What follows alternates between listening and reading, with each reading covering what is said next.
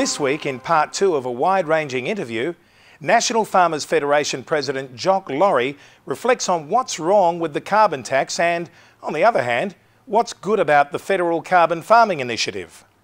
Jock Laurie says that in terms of both water efficiencies and carbon abatement, farm gate innovators and early adapters were being punished by policymakers.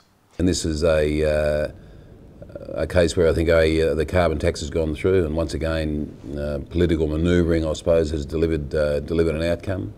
Our industry's always been opposed to it, and on the simple grounds that it'll add cost into just about every farmer out there, and at a time when we're trying to remain competitive both on the domestic and international markets, it's not something that we want to do, is have added cost putting back into our industry. As an industry, we've been dealing with climate variability for a long period of time. That's the nature of the game. Also, we regularly hear that farmers are the ostriches in this debate, but in actual fact we are the leaders in this debate, because if you sit down and have a look at the changed agricultural practices, say farming practices, you have a look at the work that's been done in the grazing industry through cell or rotational grazing, you go into the genetic work that's been done to get better production for less feed, you have a look at the work that's been done with water, with more production per megalitre of water.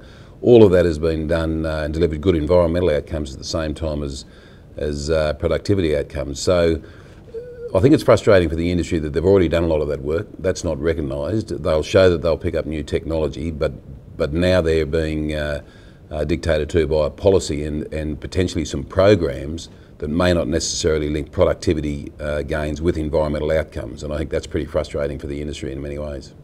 So what we've tried to do is separate the Carbon Farming Initiative, which is a separate bill to the carbon tax, and the Carbon Farming Initiative does exactly that. It allows people to farm carbon, whether it's increasing carbon in their soils, and obviously there's a lot of technical issues got to be dealt with there. But that goes back to the point I was making before about a lot of people through that grazing practice and change management practices have increased their carbon, but the legislation isn't retrospective, so they've all done the work and don't get any benefit, and the people who are now going to take it up and increase carbon in their soils will get a benefit. So there's, we've been very supportive of that program, and the stewardship program itself, looking after the environment on behalf of the Australian community, we've certainly been supportive of those programs for a long while. Part of the reason innovators and early adapters were being overrun in a policy rush was that federal public servants were far too distant from the reality of farm production and practices in this decade. But when you're talking to people sitting down in these offices, and I don't mean to be offensive, but the fact is that they really don't know the industry, they don't understand the industry, and they don't understand that work that's been done. I think it's very difficult. I think one of the things with the new technology that's being used through the examples I've already given, but also through water efficiency, they're generally speaking leaders of the industry. They are the people at the forefront. They try things, they fail with a few things, but they succeed in a hell of a lot.